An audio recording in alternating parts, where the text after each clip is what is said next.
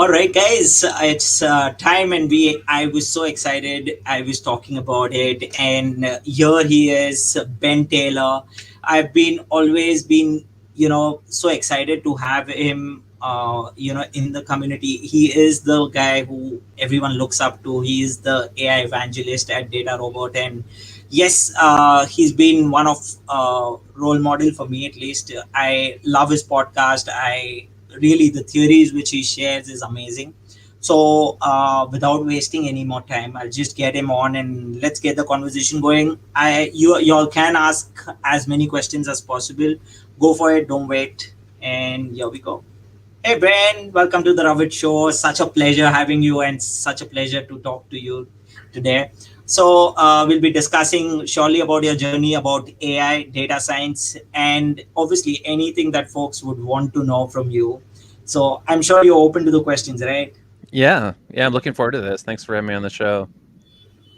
Amazing. So Ben, to start with, we just need your introduction. What do you do? Where do you come from? And how does it work? Okay. So my introduction, I originally studied math, and it's really funny because when I went to college, I didn't know anything about anything. So I didn't know, like, am I supposed to be an engineer? My dad was a doctor, and I remember my first introduction to computer science. I checked out computer science there was a week before school started where they kind of brought you into the departments, and all they talked about was computer games. And I thought, this is dumb. I don't want to build computer games. And so I went into engineering, and I found myself many years later, studying chemical engineering. But then I fell in love with programming. But not just programming, specifically high performance computing. So the idea of computers working really hard overnight for a week on big computer systems was something that was very exciting for me.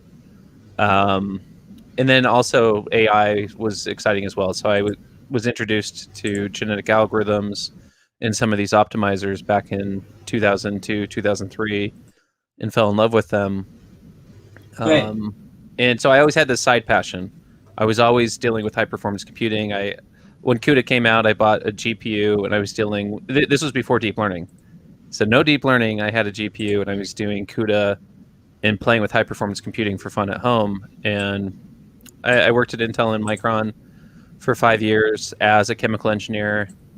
And then because of this side passion, I got a job at a hedge fund, because the hedge fund was specifically hiring for an AI GPU expert. And one of my coworkers said, hey, you do this for fun, you should go do this for your job. And so I joined the hedge fund, and that really gave me my data science foundation to go get a job at HireVue. And HireVue was a Sequoia Capital company. So I joined them. I was their chief data scientist and built out their data science team. And so that was kind of my introduction into AI and data science. Then I co-founded a startup almost 4 years ago where we focused on deep learning and AutoML, and we joined Data Robot early this year, or early last year. So I've been there a year now. Amazing. The woods. I that you lived in woods. What was that about? Oh yeah, I forgot the best part. I forget this story. So I went through my weirdo stage, I guess. So between the age of 20 and 22, I lived outside in the woods, and that was actually a reason. This is why I learned to program in the first place. So I decided to live in the woods in the snow, and it made national news. So I had newspapers contacting me, radio talk shows. This is before Facebook, before social media. And so I had to have a blog. So the newspapers would link to my blog. People wanted to follow what I was doing. And so I learned HTML, CSS, and then that led to the PHP LAMP stack. And I started an e-commerce company, a small rock climbing e-commerce company in 2003, kind of part of this development. But yeah, people used to call me Homeless Ben. I was a celebrity on campus. So college student, I'd be walking to class, and college students would recognize me, and they would say, holy cow, it's really you. You're Homeless Ben. And whatever I said was profound. So I joked that I was a hippie prophet. So I was like Forrest Gump. And college students are so naive, because because remember, I'm a college student. Like I'm an idiot 20-year-old, Right. just like the rest of them. But somehow they think I've figured out life or I've figured out the world, and I Right. haven't. And True. so that was so funny to me, just how many people, like even professors, would act strange around me, where they'd take me out to lunch and kind of with their other professor Oh, friends, they'd be like, "Look, this is the kid. This is that kid you heard about on the news." So I oh, completely forget that story because it's been so long. It's been 17 years, so I forget that I went through this weird hippie stage. oh But my goodness. But amazing story, and amazing because it's kind of rare where folks actually start believing, because they are in the teenage as well, and they start looking at you, someone who's like, oh, he is the guy. So how did you actually feel about it? That okay, people are looking at me. Did you feel shy? Did you feel happy about it, or what was your well, processing like? What? so the funny thing is, so people think I did it to get attention. I didn't. For the first 3 months, I was very shy about it. So I was actually kind of embarrassed. I didn't like people. I didn't like walking around campus with my Exactly. backpack. I didn't want people to know what I was doing. It was more just a challenge. I wanted to see if I could survive the winter. It would get really cold. The coldest it got when I was sitting outside was 15 below zero. I don't know what that is in Celsius, but it's really, really cold. Like I would have frost on my pillow. Um, but yeah, it was a great experience. I think the thing I take away from that experience, a lot of people ask questions, how can I be a data scientist, how can I be successful in my career? And I think there's some basic competencies that for me When being, sorry to interrupt you, I guess your mic is oh, is it having an issue? facing some issue. Ah, Um, now it's better. okay, so it's good now. Ah, this is better, much better.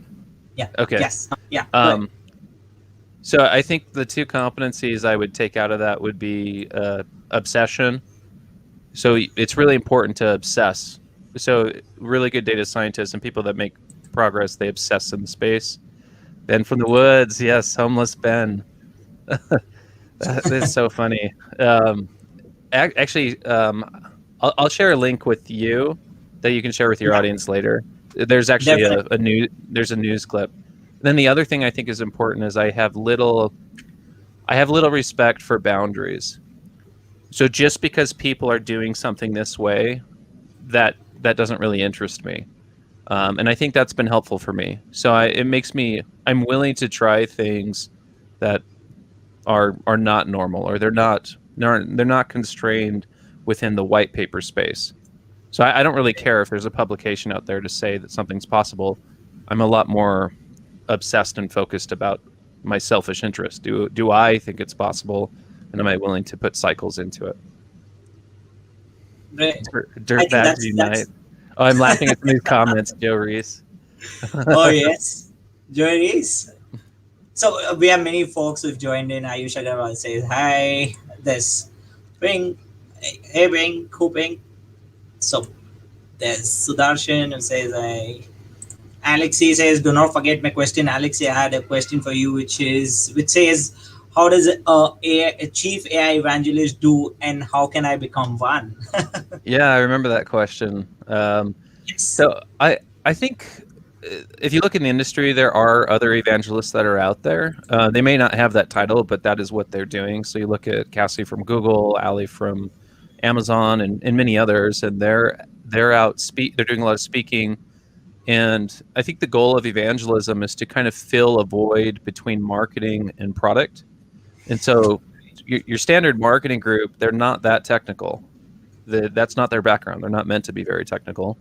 And then your standard engineering group, they're not going to be as creative. They're not going to understand communication as well as marketing. And so an evangelist kind of sits in between to make sure that the marketing is technical, but also to make sure that the marketing content inspires. And so I, with Higher View, I did a lot of speaking, and that helped kind of Right. grow my brand. Um, Right. but Exactly. but for me, I really obsess about storytelling, and I think to really answer the question, to be to be an evangelist, if that's something that people are interested in, start doing a lot of speaking. So speak at, go on panels, speak at meetups, try to go into bigger conferences, try to get access to where you're keynoting or speaking in front of a very large audience. And the thing that Right. happens is everyone is a bad speaker initially. Right. Everyone's terrible. Like I have some talks, out there that they put you to sleep. Just really, really bad talks. And as you practice, you do certain things and behaviors, you get better and better. But the thing that speakers don't think about is these behaviors have names: storytelling, persuasion. There's a whole psychology to it. So if you and I were having a competition on who could go Right. give a better talk, there's a science to it. It's not an art. Like it feels like an art, right? Because it feels like acting. It feels like something that's Exactly. subjective, but there's a science to it, and so um, yeah. So I think anyone who's is good at communication and speaking can become an evangelist if Wow. that's what they want I'm to do. sure that answers for Alex. Yes, I'm sure that answers for him because, yes, but talking of you doing speaking, and obviously I've seen you at various conferences, many conferences actually, and at least for speaking engagements. How many conferences have you been to till date? If you have the count, I'm sure you don't have it, but I don't know what the exact count is. I I feel like I'm speaking once per week, but like for bigger talks, at least a couple times per month. Before COVID hit, I felt like 2 or 3 conferences per month. I was always speaking, which is interesting because you have smaller talks where you're giving lots of talks, but then you have the really big ones, the ones that really matter to you. So think of like yeah, a bigger keynote. And yeah, for those, some of the things I like to think about, and this kind of, maybe this goes back to being a little bit extreme and obsessive, but if you're giving a bigger talk, think of a big right, keynote for the year. The goal that I would set in front of you would be this talk has to be remembered for 5 years. And right, what that brings up is, well, how's that going to happen? How are you going to deliver a talk that people will remember for 5 years? What's the content? What's the style? And so for right. me, it doesn't mean you can always achieve that, because that's a very ambitious goal. But yeah, there is a Right. data science to speaking. There's a science to it. Yeah. Um, No, but it well, yeah, it does make sense. and very Right. powerful things come out of a good talk. You can inspire people. You can motivate them. You can push them. Push them in a good way, where they'll act. They'll do something. Right, exactly. No, definitely that makes a lot of sense because obviously when you're going on stage and you have that feeling that if I'm going to give a 1 hour speech in 1 hour talk, it has to be remembered forever. I don't know how long does it, uh, obviously the audience sitting in there, they do remember it for a while. But what is your experience? Which was the last conference that you attended and you were as an audience, but you still remember that there was maybe this guy who spoke about this thing, and I still remember it. It was such well structured. Which was that? I'm trying to. Well, I'm terrible with names. So it's funny. My co-founder David Gonzalez, he can't recognize the face, and I can't remember a name. So together we can work great. So together Oh yeah, we'll go networking, or we'll be at a conference. And I'll say, we know that guy, and I'll point at him, yeah. and then I'll give him the Skip. context, and then he'll actually recall Yes. their name. So I have a hard time throwing out names, but I so one talk I remember, someone was talking about killing mosquitoes with lasers. I'm trying to think of some of the other talks that I. So I don't want to say anything that's negative in the data science space or the community, because I have a lot of respect for them. But if you think of your typical data science conference, I would say most of the talks are forgettable. And by forgettable, I mean they're very similar. They're very like it. If you did you go to this talk or this talk, if you kind of blur the lens a little bit, a lot of the talks feel very similar. And so my goal when I give a talk is the talk can't be similar at all. It has to be just like Homeless Ben in the Woods. It has to be way, way out in left field. And so I'm always looking for content that will, but that can just come through examples. So this is not a talk. Yes. So here's an example. This is not a talk I've given, but imagine you go to an AI conference and someone gets up and they talk about um, transformers, BERT, GPT-3, GANs. All that content is forgettable. It feels very similar to other talks maybe. But what if I get up and show you that I built an AI system where when my kids fight, it turns off the Xbox, by hearing them fighting, or it delivers a partial consequence where it degrades the video resolution. And if I kind of walk you through that story and experience, you might relate to it because maybe you have kids, like being an audience member, and it doesn't Right. feel common. And so that would be an example. That's not a talk I've given, but that would be an example of some content where it doesn't feel like the other talks, and it's something you can take away and go tell a family member that you'll never guess what I saw today. Um, Oh, definitely. I think that makes a lot of sense because it has to be different. If we are just sitting in the same boat where we are doing the same what other speakers are doing, it obviously, like, it might be okay till a while where you're sitting there and it's okay, you can see it, you can learn it, but you can't remember it for a long term, and that's what the purpose is. I had an interesting question from Ayush Agarwal. He's asking which is one of your talk you're really proud of, where can we see it? yeah, so I think some of the talks I'm the most proud of are Data Science Go talks. So I'm good friends with Kirill, and I put a lot of attention to those. Unfortunately, they're not public; they're behind a paywall. But some of my best talks have been given at Data Science Go. So, um, yeah, I have 3 talks at Data Science Go, 3 years in a row, and I think those are definitely some of my best talks. Yes. I'll try to share some talk links with you that we could just throw in the comments Yeah. later if I can find them. Yes, we can. So Definitely. Yes. But yes, we have known you. I've attended DSGO and I know the talks that you've given there, and those are amazing because it kind of lights up the mood because there are workshops which goes on, and then I see suddenly you coming in and you come up with a completely different topic, which is amazing. And obviously your examples which you set up there is unique. Those are unique examples, and you can't have examples which have already been used, and that makes a huge difference, like, out there, I guess. but I think it helps too. I'm really competitive, so if I'm speaking at a conference where they're going to collect audience feedback, my goal is to be the number one speaker. That's not always the case because there's very good people out there. Like I'm not digging on the community to say everyone sucks. Like there are some very good speakers, and even when I try, I'm not necessarily best. But I have had 3 conferences where, based on all the speakers, I came back number one based on audience feedback, and for me, that's very motivating. So that's always the goal: is how do I give a talk that Exactly. there's a comment here where someone's asked, they're saying I remember talks for only a few hours, and I would say that's your typical talk. Your typical talk, I would only remember it for a few hours too. Can you Oof. still hear? Okay, Can we're you back. still hear me? Okay, is my Yes. mic still working? Oh, perfect. Yes. Yes, perfect, we Yeah. can hear you. It's just that I don't know, maybe we are having some connection issues, but that's all right.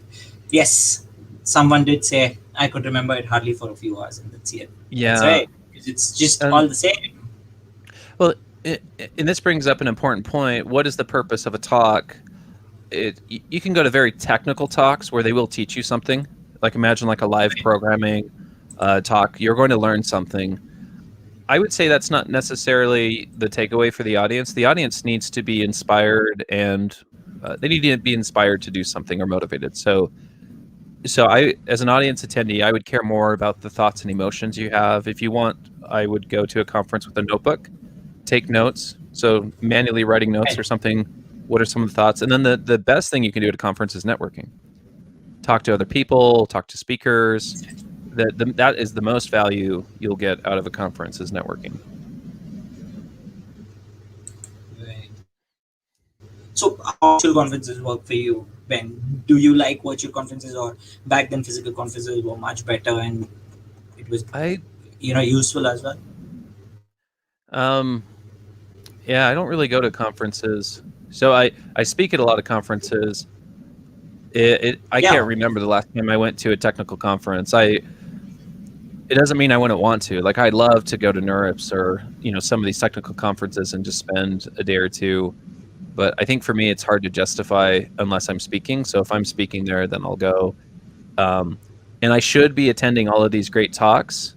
But normally, I like just hanging out in the speaker lounge and meeting the other Yeah. speakers if I can.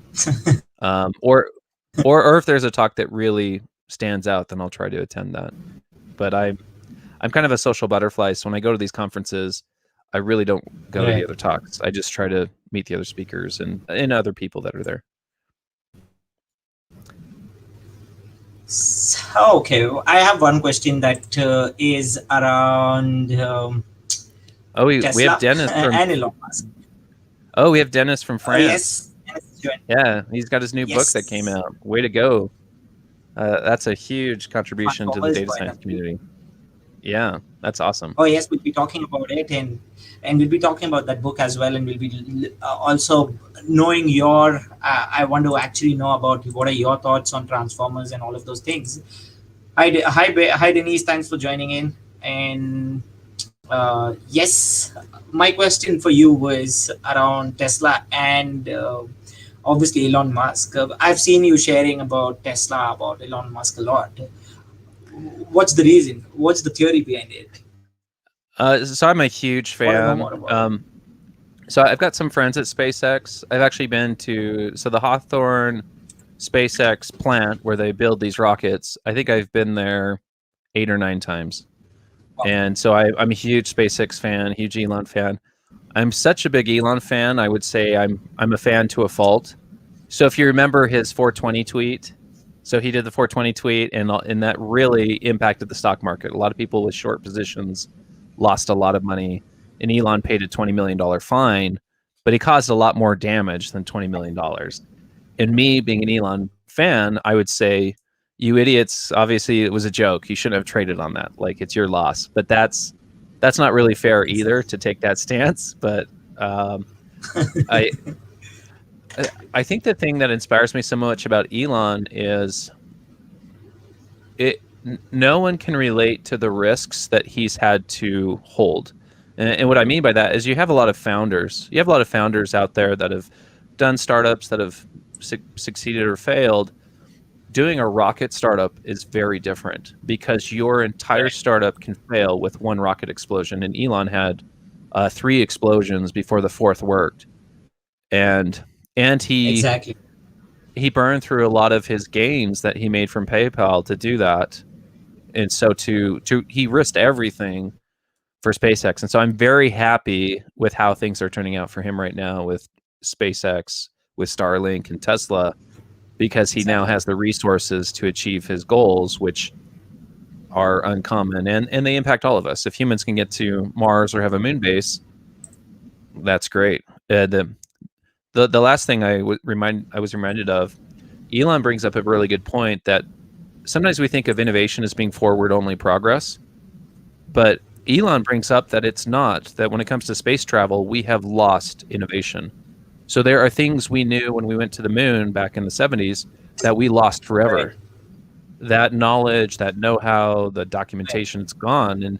And so we, in a way, we're actually going back to the 60s to start our space travel over. Like, that's not totally true, but innovation is not a one-way road. You can lose innovation. Yes, But definitely. But that's also true on your an individual level too.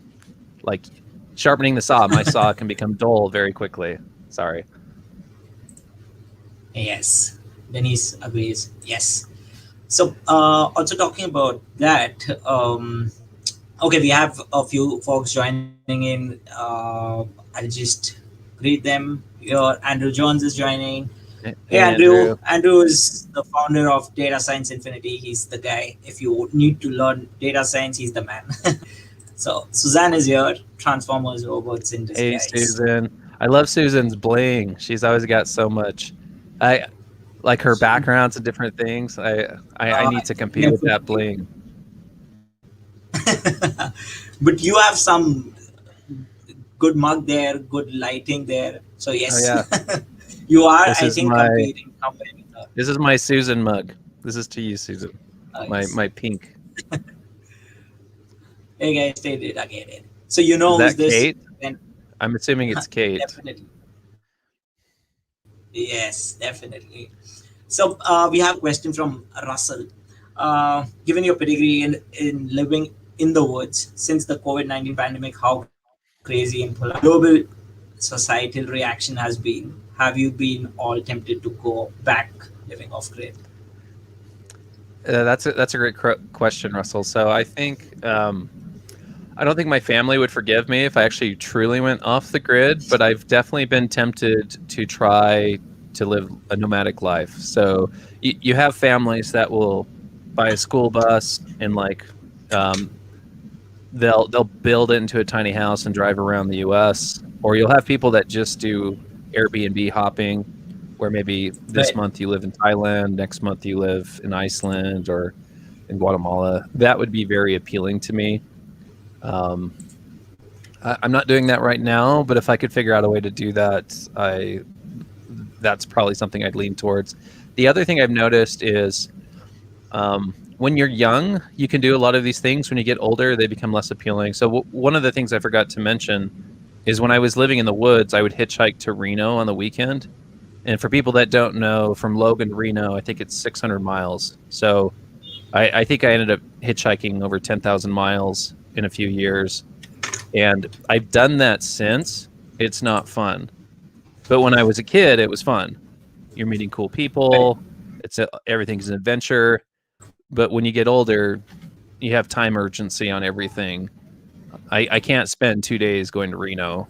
I need to get there in 8 hours, period.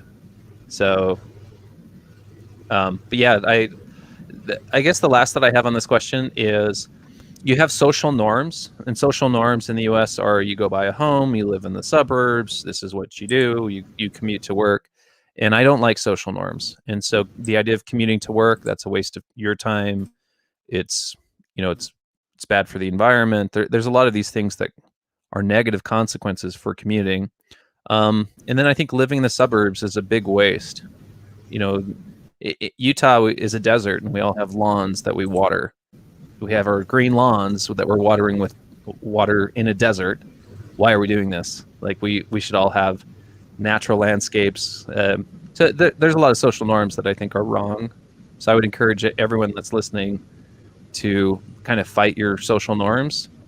And I think kind of going deep on human happiness, I think getting to happiness, you're not guided to happiness through social norms. You need to you need to kind of hack your own happiness. Am I? Oh, so Dennis is asking if I'm in the woods right now. Maybe this is a reminder for me. Yeah, this is my tree house, or that's. It's a reminder of the things that matter. Oh yes, looks good. Be more, Ben. That's what Suzanne says. But Thanks, Suzanne. Ben, talking about your early days, what I felt was I always had that question in my mind that how Jeff AI then, how did you even come to that mindset that you want to create a startup for yourself and you want to build a company around yourself and you want to just get into that journey where you'll be an entrepreneur and you'll be running through it. Well, What was the journey like? yeah, it was a crazy decision because I had a dream job so at Higher View. I was their chief data scientist. I had handpicked everyone on my team. They all had PhDs in physics. I don't have a PhD. They're really, really smart. We're working on really exciting problems, and we're working with Fortune 100 companies. And I had a relationship with the executives and with my boss, the CTO, Lauren, where I was doing a lot of skiing. So imagine a job. You're paid well. I ski whenever I feel like it, and I love the work I do, and I love everyone on my team. I made the decision to quit that job. And so hopefully for most people starting out their career, there that begins to bring up questions. Well, why would you quit your dream job? You're making good money, you like your team, Exactly. you like your boss, and you ski all the time, and you're not stressed. You are not stressed about work ever. I just had this. I just had this building anxiety that I wanted to see how fast I could run, or I wanted to see what was possible. And unfortunately, I had a boss and a co-founder that made that possible. And so we quit and lived off of our savings and went after. We got a few customers out of the gate to bootstrap the company, and then we raised capital during the first 2 years and just went after it. Wow. And doing a startup is really interesting because there's nothing you can do to prepare for it. You can read books, you can listen to things, you hear Right. things, product market fit, uh, customer feedback, customer experience, customer success, sales process, funnels. Like, you hear all this stuff, but until you go do it, you don't know anything. And even for myself, I look back in time when we would go and pitch to VCs, and the things we would say were so arrogant, so confident. And today it's so different. Just um, to really nail product market fit is the impossible problem that very few people can accomplish, or scalability. So scalability, having customers isn't a sign of scalability. It's it's the customer acquisition cost, it's the energy and Right. the effort that goes into sustaining those customers. Those are signs of scalability. Um, and so there's so many lessons. So I love that. Um, I'm so happy that we've done the startup journey because it's been able to teach me lessons that I think could only be taught in the refiner's fire. Um, like even questions around strategic thinking versus urgency, which is more important? Well, they're both very important, but both of them will kill you. So if you just chase urgency, you're an ostrich with your head in the sand and you're panicking, and you will make money, like you'll be fulfilling contracts and making money, but you're not making smart decisions. But if you just do strategic thinking, then you're like some, you know, shaman on a hill. You're not doing anything. You're just thinking really hard about the perfect product. So you need both. You need kind of this balance, and a startup is a beautiful thing that balances that for you, because urgency is always going to come knocking. You can't hide from Always. urgency. Definitely, that's so true, and that's a very inspiring journey, obviously. And I'm sure the way we look at it is, obviously for us, it's just like a startup. Okay, this is just another startup, but the ups and downs that you must have faced in the initial stage, you know it the best. And we work with obviously a talented team which has made that JFAI what it was back then. But yes, also talking about the market and the products. There was a question from Asin Rana. He asked, Ben, what percentage of your time do you spend on the marketing side and how much on the technical of your job, the current job also? Yeah, that's a great question. So um, I can answer what I wish it would be. So the goal is for me to spend 20% of my time on technical, and right now that number is probably less. I don't think I spend as much time technically. And this is a great question, by the way. So you can imagine if you work in marketing and you're doing full-time speaking and evangelism, your saw can become dull very quickly. And what happens when your saw becomes dull? 1, 2, 3, 4 years from now, I'm just going to be talking about fluff. And by fluff, I mean um, ROI on AI. Got to get the models deployed. Like it becomes very business speak, and which is important. It's important to know how to speak to an executive. But Right. I'm a huge fan of keeping the technical chops. And so working in marketing, that's very, very difficult to do creative work and then include technical. And so my goal is to devote 20% of my time to technical. And by technical, I mean deep work, programming, new AI innovation, but things that end up in marketing. These aren't. It's not like I'm doing research in a hole. This is stuff that would end up in talk tracks, marketing, blog posts, thought leadership pieces. Wow. Um, that's the goal. I'm not saying this is an easy goal. I'm noticing, because before I was very much in tech, just tech, where I'd spend 80% of my time being technical, and then a small fraction of my time speaking. And to kind of to switch that ratio, it makes it very difficult. Yes. I think yes, that answers for. I sent. And also one another question which I found very interesting was from Sudarshan Kumar Dogra. Do you feel AI is currently passing through a phase of metamorphosis or retuning in its focus, approach, acceptability? Yeah, this is a great question. So AI, it's the year's 2021, and let's look back on the last 10 years. So what has happened with AI? And there's been a lot of hype. So we've kind of seen the hype cycle go up and come down, and we've seen the necessity for storytelling to come along. And so if people remember, like, it makes me laugh thinking about it. When deep learning hit the shelves, everyone's, they're in a panic. They're so excited about deep learning, but oh my gosh, could you defend anything that deep learning was doing? Like when you think of like feature drift, spatial, like we have a lot of tools now where you can detect lots of problems with your deep learning models. So you can look at spatial activations. The classic example is, oh, my deep learning model, it thinks this dog is a wolf. Why? You can actually look at spatial activations and see, this model learned to key on the snow. So nothing about the dog. It's recognizing snow to say, I think there's a wolf in this photo. That's a problem. That's not something a subject matter expert would go through. So I think what we're seeing right now is the maturity of AI, which has really been forced through the enterprise lens. Because if you're deploying AI into production on models that matter, where there's consequences, so think of healthcare, you make a mistake, human lives are lost.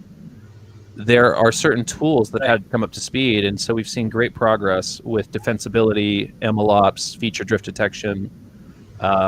So I think we're definitely entering a new era of AI where it's very much applied, where before it felt experimental. Right. I, but do you think that obviously AI has reached that maturity level that okay, you can say that yes, it is mature enough now to Well, be implemented in various fields, I guess. so AI, this is not my analogy, but Professor William O'Grady brought this up. He said, look, the bird inspired people to build a plane, but a Boeing 747 does not fly like a bird.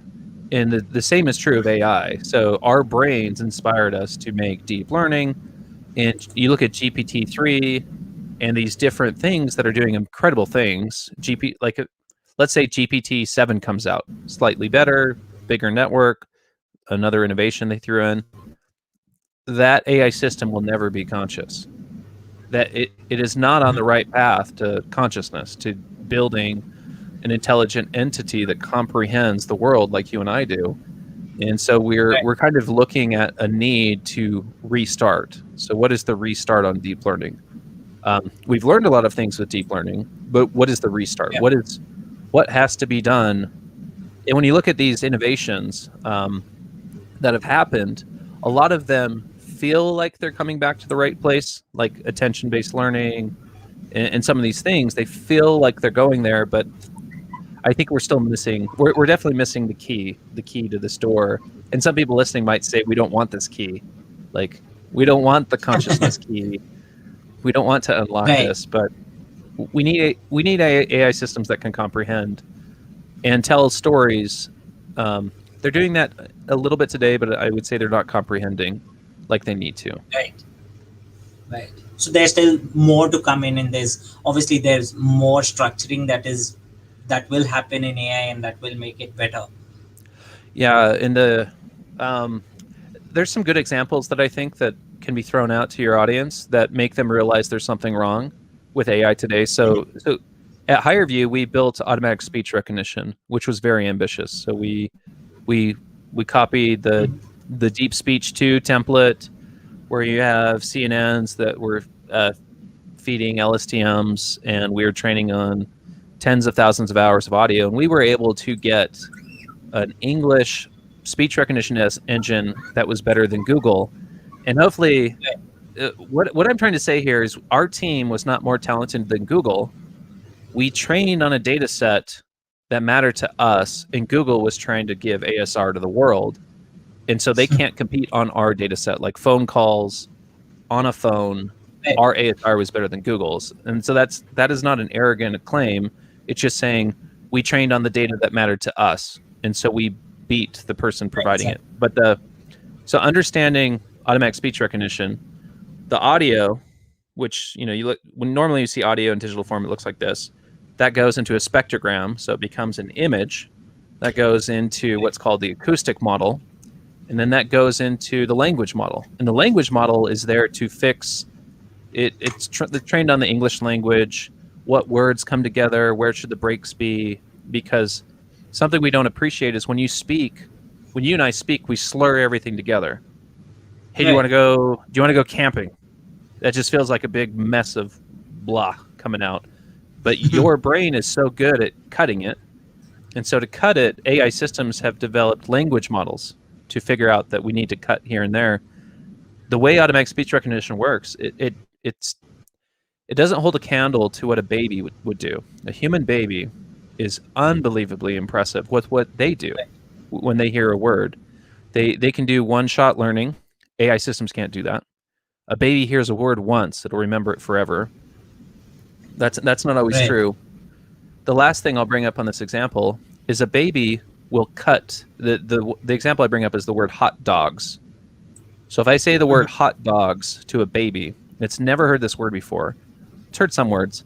The baby's brain will immediately segment hot dog in the plural ending S. And if you ask why it did that, it's a compliment to human memory, which is fascinating because normally we make fun of human memory. Humans, we suck. We can't remember. I can't even remember names. We suck. A computer can remember names. But the human brain it's a miracle. It's amazing, and we haven't been able to crack that yet. But I think we will. That's what we wanted to hear, Ben, and exactly that's what you said. Denisia says we are in the prehistory of AI. Yeah, we just need to hurry and crack it so you and I can be uploaded. Right. Suzanne is like, how is ASR with Scottish accents? So ASR is very sensitive to accents. So if a lot of ASR systems are trained on an American accent, an English accent. So for a Scottish accent, most AR systems would fail. They wouldn't work very well. And it just comes down to, have you been able to train on 50,000 hours of Scottish accents?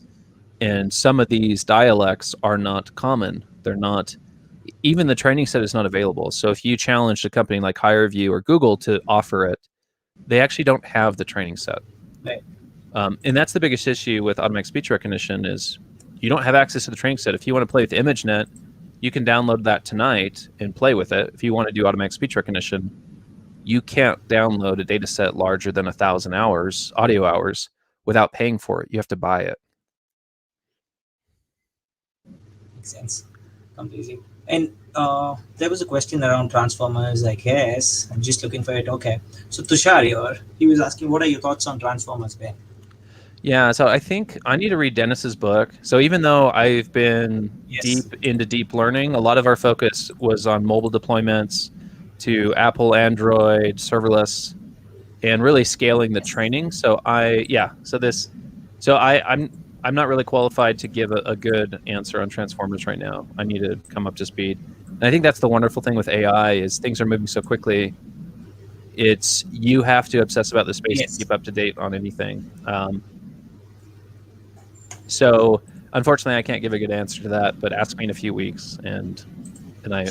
Oh yes, definitely. Once Denise's book is out in publication, definitely that's more insightful, I guess. There was a question from Akshay as well. Yes. What are your thoughts on ethics around AI? Yeah.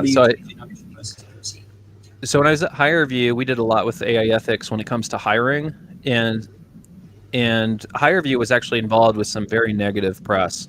So the Wall Street Journal did the robots are hiring. The Washington Post did a hit piece, and I think we were even. This may not be true, but I think there was one point that we blew up on the front page of Reddit because someone accused HireVue of being racist, which was not true. What we had to do was we were dealing with hiring data and we're predicting which candidates should be reviewed by a human. So we had to build these AI systems, but humans will deliver racism, sexism, ageism. Like humans will bring that to the table, and it's a guarantee. It's called our unconscious bias. So we're not all evil, but we do have some behaviors that are unfortunate. So AI ethics is a very broad topic.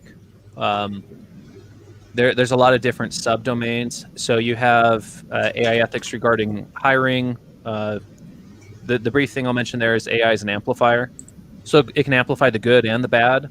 And so the number one thing with AI ethics is to be proactive. You can't build a resume model and then say, oops, it was sexist. That's not being proactive. You have to be proactive and have conversations about how could this amplify a bias? What are we going to do to stop it? So for every negative piece you've seen there, I would accuse the company of not being proactive. They were being reactive. They essentially said, oops. HireVue, we never said oops. We were planning this for years before the product was public, testing it. Data privacy. So I think I have a big knee-jerk reaction when it comes to AI ethics, where I actually go the other way. And because I've debated so many people on whether or not AI should be in HR. So here's an example that I hope is upsetting for your audience. So we're talking about privacy, data privacy. Did you know that in the US, when COVID hit, this is a real conversation I had.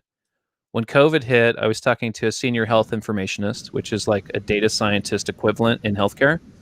And they said, we haven't had enough people die in Utah, where I live, to understand COVID. And my reaction is, what the hell are you talking about? Oh We my haven't had enough goodness. people die to understand COVID. What are you talking about? Thousands of people are dying in New York. And they brought up data privacy. They said, well, we can't share patient data between hospital networks. And so that is still true today.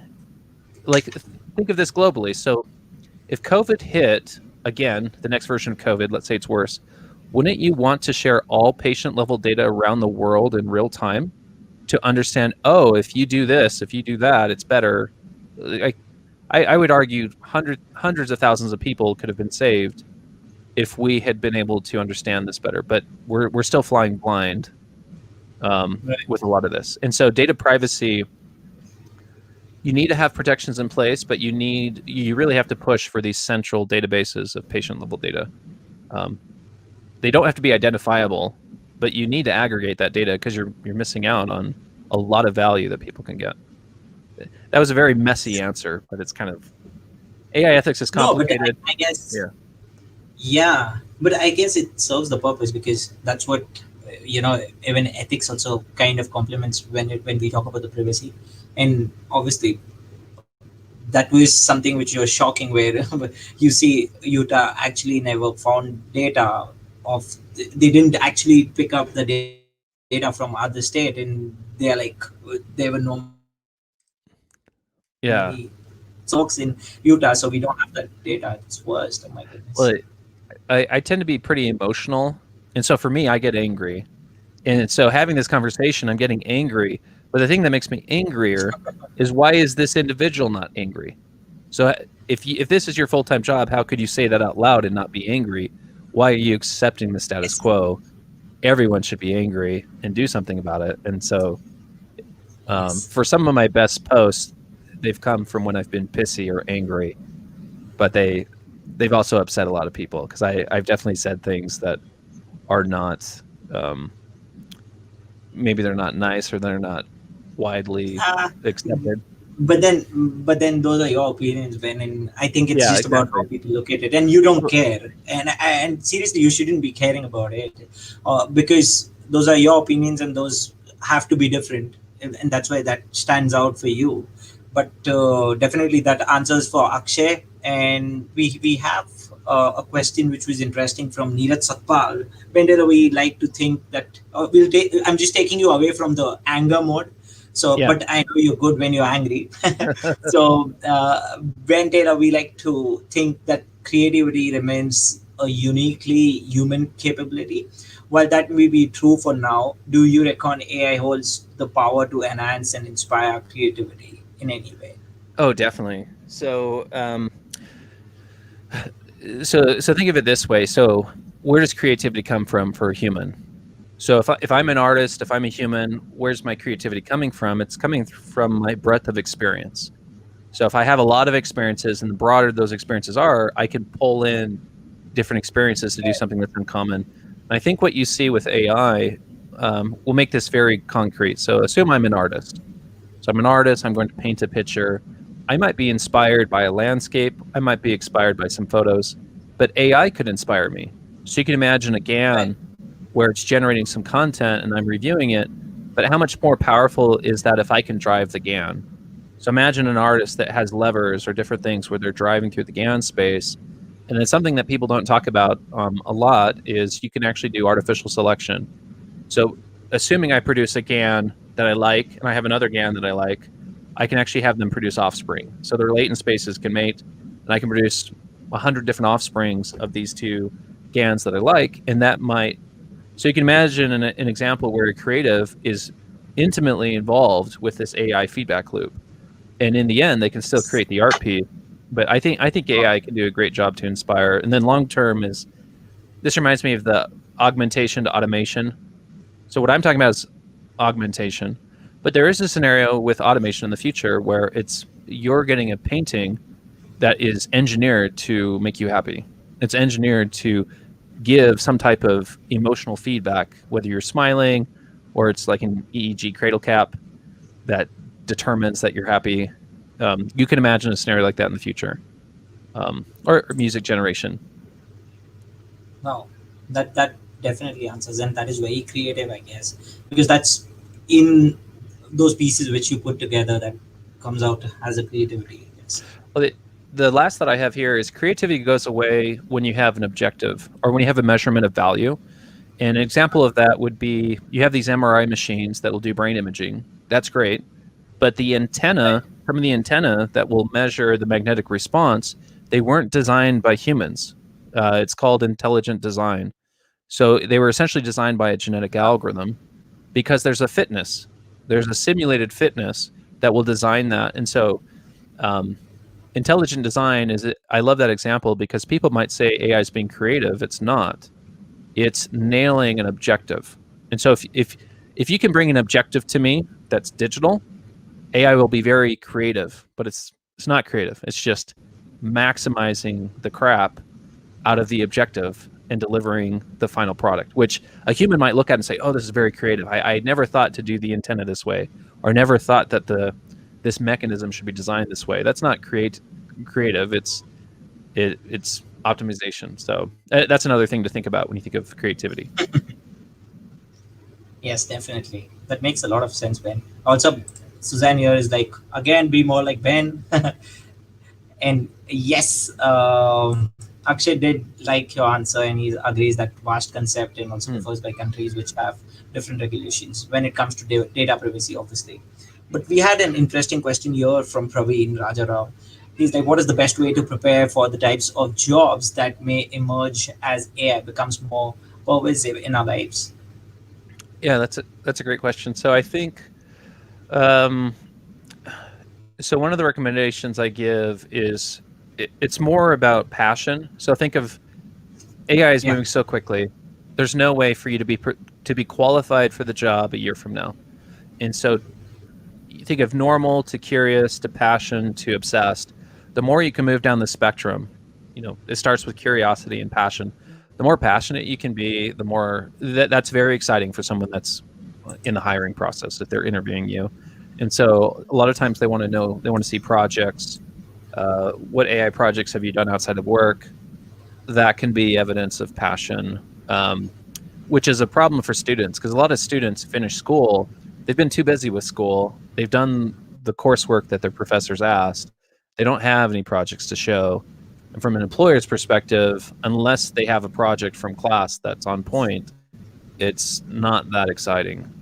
But there are college students that have lots of passion projects out of the gate, and they tend to do much better. Right. The other thing the other thing that this reminds me of is AI is a tool, and you can get down on the weeds of how the tool is built. But what we find every year, it goes up the stack. And so knowing the math, I used to be very opinionated that everyone needed a math minor. You had to know the math. Right. And I'm kind of gone the other way. You can be very, we actually had an 11-year-old on our podcast that's doing deep learning. Does he understand linear algebra? No, but he's doing deep learning.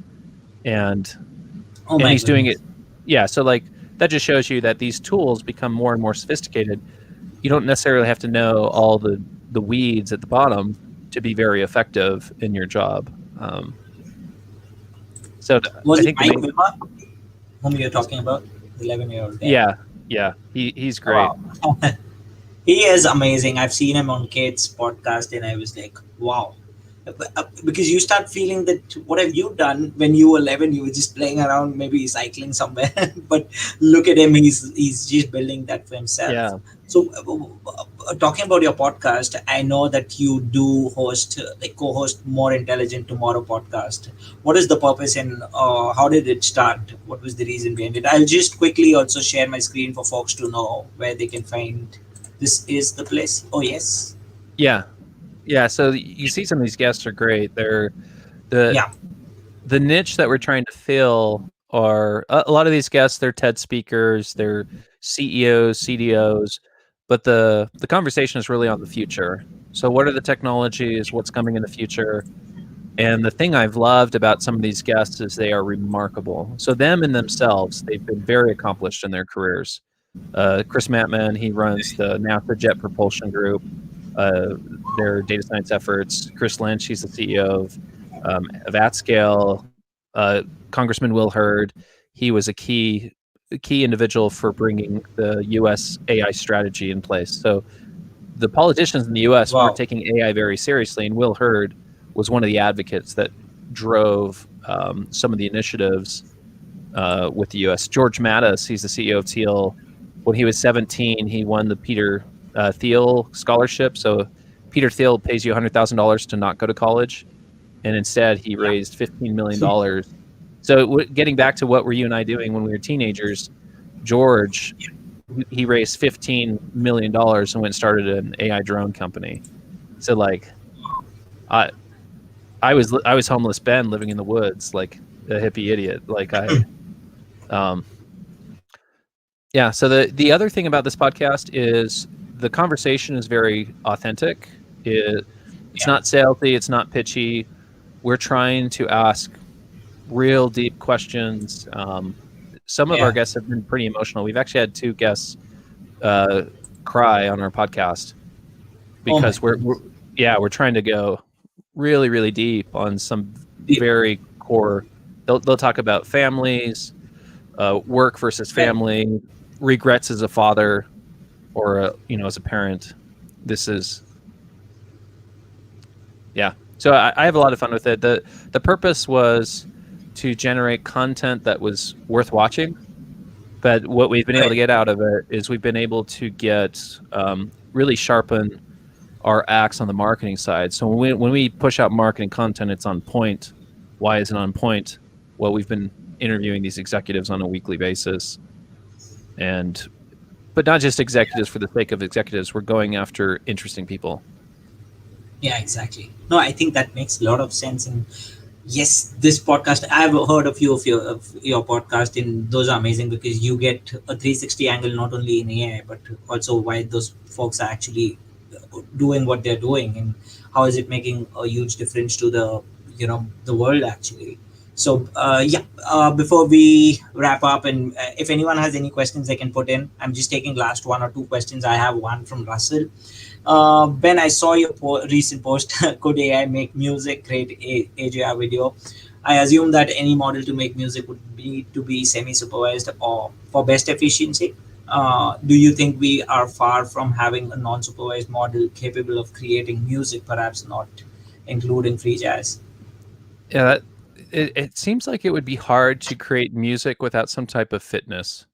Because if AI is randomly generating different music tracks, the thing I liked about the AGR video that I shared is they walk you through the creative process where they make different soundtracks. So here's the drum track, here's the trumpet track. And when you realize that AI could generate different tracks with different sounds and patterns, you're like, well, yeah, AI could definitely do that. But you can Right. imagine a lot of garbage. So if I just have AI randomly trying these different things, it's going to produce a lot of garbage. It can try to imitate songs it's heard in the past, but imitating songs that's heard in the past doesn't mean it's good music. And so you definitely want to have Right. some supervised model to gauge quality. And if you have a supervised model to Right. gauge quality, then you can optimize and iterate where it's or at least have a feedback loop. So imagine if my house is playing random AI music all day and it sucks. if it plays a beat track or something randomly that I like, I need to have a way to push a button or clap and say, good job, house, and give it that feedback. And then as I'm giving it that feedback, maybe in 6 months, it won't be annoying to walk in my house anymore. I'm actually playing classical music or something that's not terrible, but initially it will be terrible. There actually are some AI startups that are doing music generation. I know there's one in the LA area.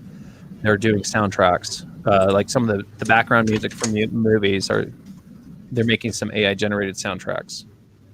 And I think there's some famous examples out there. Dennis does Yeah. play amazing piano, and he Oh, does yeah. sing well as well. Yes, you need to, catch hold of him and just let him know his secret videos that he rarely shares on LinkedIn, but those are very interesting. I know you have a meeting, Ben, but this is the last question, I guess. I'll have Okay. one question before that. I'm so sorry about it, but yes. Austin, Loveless, Ben, do you see reckless commitment is a linear or exponential way of personal growth? I would say it's exponential because reckless commitment is I'm going to quit my job and go do a startup, or I'm going to speak at this conference. And so for people starting out their careers, I tell them, well, go present at a meetup immediately. And so for young data scientists, that's very intimidating because they're worried, well, people in the audience are going to know more than me, or what if I say something that's stupid? Yeah, that's a concern, but so what? Get yourself on the calendar. And then the joke is by the time I wasn't really able to answer the Transformers question in depth.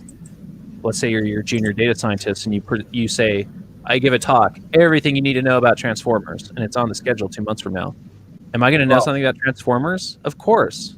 So like that's the commitment I'd give to your audience is like, and that's kind of the spirit of reckless commitment. So if you don't know anything about Transformers, but you want to, get a talk committed at a local meetup, everything you need to know about Transformers, and something magical will happen. It won't Wow. be fun. You'll be stressed. You're going to read Dennis's book and everything else you can find online. But by the time the talk comes, I would see that as exponential growth. If you had not done Oh, that, yes. it would have been a casual curiosity and you wouldn't know what you would know the alternative. So yeah, I see a lot of value doing that. You can be burned too. You can make mistakes, but we all make mistakes and that's part of learning. Okay, now I think you've put some AI makes us disappear as well after an hour. Question for you here is when do you plan to write a book? Because I do come from a background where I work in two books, so wanted to ask you this. Yeah, so And I I always do ask you this, right? I do like the idea of writing a book. It would probably be maybe like in 3 to 5 years, but it would not be a technical book because I would want it to appeal to a very large audience, like to my neighbors. And so the book would Right. probably be AI consciousness or autonomous war or something that's relatable to a large audience. But the actually, I've written 3 blog posts about autonomous war where I don't think so. The thing I bring up is Hollywood has not prepared us for what could come because they don't know technology as well as we know it. And if you know technology as well as we know it, you can Right. begin to extrapolate what would show up in a $1 billion war contract or $1 trillion war contract. What are the Right. technologies that you would embed in $1 trillion war contract? And when you begin to think about it, you realize that we've already lost. There's no scenario in the future where humans could compete against what could be built. We can't compete. Um, Right. yeah, Taylor. I What don't do you know. think? I guess I could write a book about Ben in the Woods. I'd probably just do that in audio form. I'm pretty passionate about some of the Wow. technology stuff. I love consciousness and kind of stewing on it on from a linguistics perspective, a psychologist perspective, but a technology perspective or a neuroscience perspective. So maybe those are probably more likely, but there's no way to know what's coming in the future. So maybe I would change my opinions or my mind. Wow, but great, great, great stuff. I think it was fun, Ben, talking to you. I know you have another meeting which is scheduled. It was fun. It was amazing in terms of the insights that you have shared. This was a little different from what we have had in the past, because obviously it's Ben Taylor and he makes it different, and people, he wants to know, he wants to actually make people know that he had come in. Obviously, I'm sure this speech would also be, many of us would be taking it back and would be remembering it for long. Definitely, because it was different. It was just not another conversation that we had with our guest. And yes, thank you for visiting the Ravit Show. Everyone here, thank you very much for your amazing questions. And yes, here we go. Thank you, Ben. Thanks, everybody. Thanks, Ravit.